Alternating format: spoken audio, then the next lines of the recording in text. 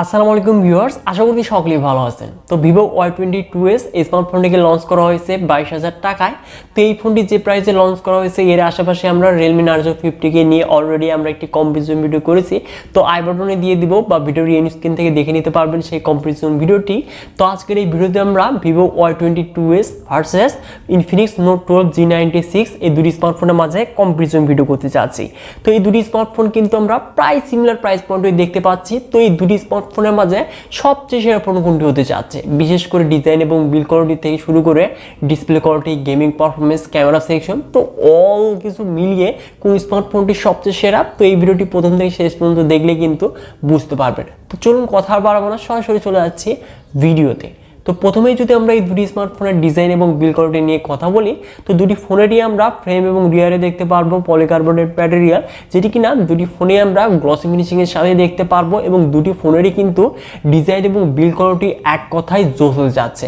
বিশেষ করে Vivo Y22s এখানে কিন্তু ডিজাইন এবং বিল্ড কোয়ালিটি যতটা জোস, অপরদিকে Infinix Note 12 G96 এরও কিন্তু ডিজাইন এবং বিল্ড কোয়ালিটি জোস।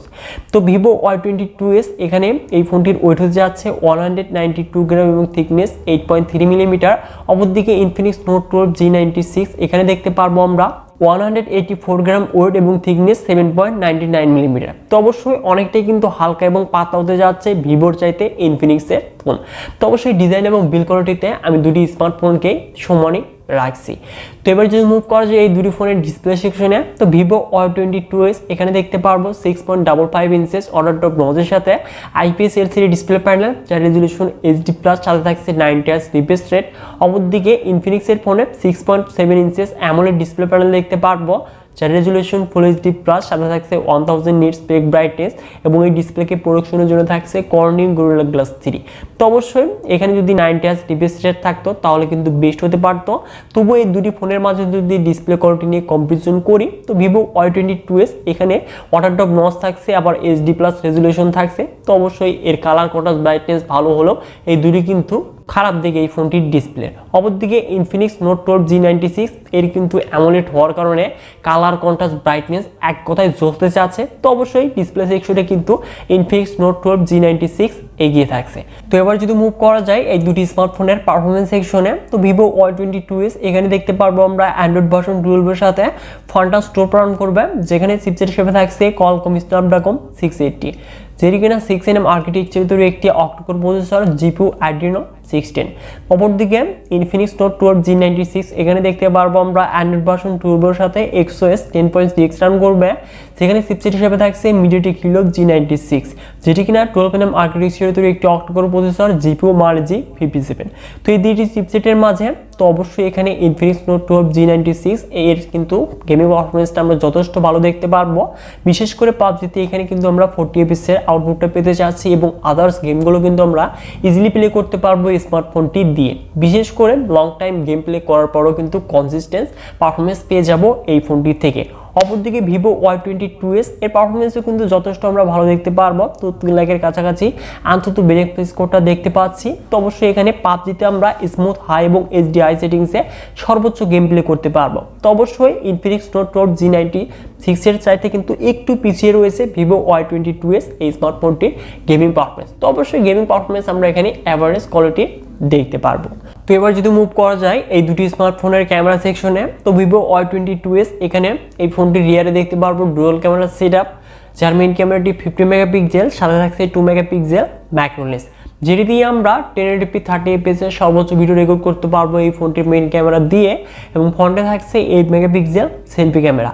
অপরদিকে Infinix Note 12 G96 এই ফোনটি রিয়ারে দেখতে পারবো আমরা ট্রিপল ক্যামেরা সেটআপ, যার মেইন ক্যামেরাটি 50 মেগাপিক্সেল, যার অ্যাপারচার হল 1.6, সাথে থাকছে 2 মেগাপিক্সেল ডেপ এবং AI ক্যামেরা দেখতে পারবো।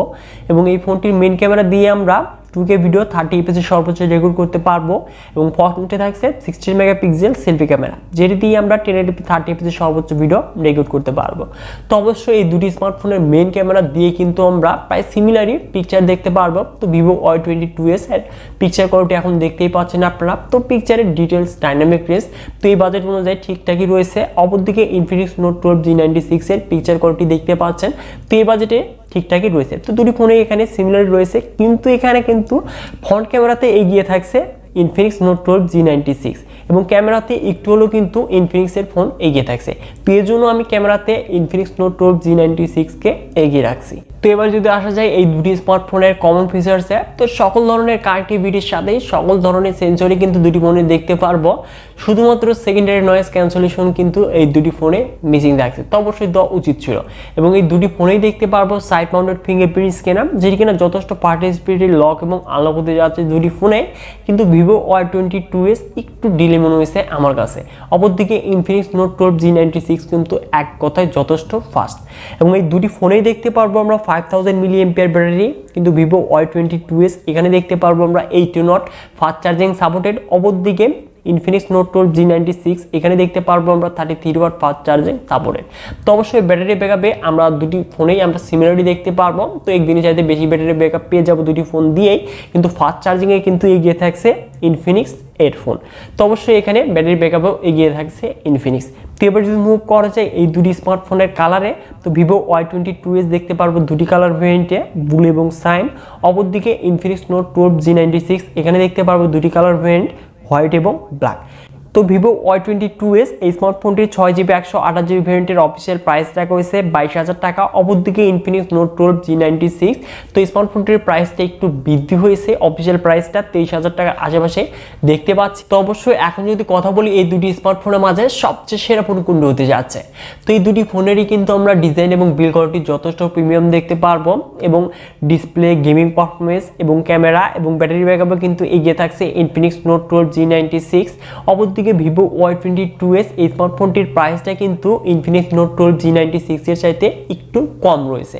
তো সেই তুলনায় কিন্তু Vivo Y22s যা অফার করছে, তো এই বাজেটে কিন্তু অ্যাভারেজ বলা চলে। অপরদিকে ইনফিনিক্স নোট 12 G96 বিশেষ করে আপনারা যারা কিনা ভালো গেমিং পারফরমেন্স ওয়ালা স্মার্টফোন নিতে চাচ্ছেন এবং ভালো ডিজাইন এবং বিল্ড কোয়ালিটির সাথে ভালো ডিসপ্লে প্যানেল নিতে চাচ্ছেন এবং ক্যামেরা কোয়ালিটি ভালো নিতে চাচ্ছেন, ফাস্ট চার্জিং চাচ্ছেন, সেই ক্ষেত্রে ইনফিনিক্স নোট 12 G96 এই স্মার্টফোনটিকে দেখতে পারেন। তো এই দুটি স্মার্টফোনের মাঝে আপনার কাছে কোন স্মার্টফোনটি বেটার মনে হয়েছে তা অবশ্যই ভিডিওতে লাইক করে কমেন্ট করে জানিয়ে দিবেন। এবং এই চ্যানেলটিতে যদি নতুন হয়ে থাকেন তাহলে অবশ্যই আমাদের এই চ্যানেলটিকে সাবস্ক্রাইব করে হয়ে যাবেন ফ্যামিলির একজন নতুন সদস্য। সো ভিউয়ার্স, দেখা হচ্ছে শীঘ্রই নতুন কোনো ভিডিও নিয়ে।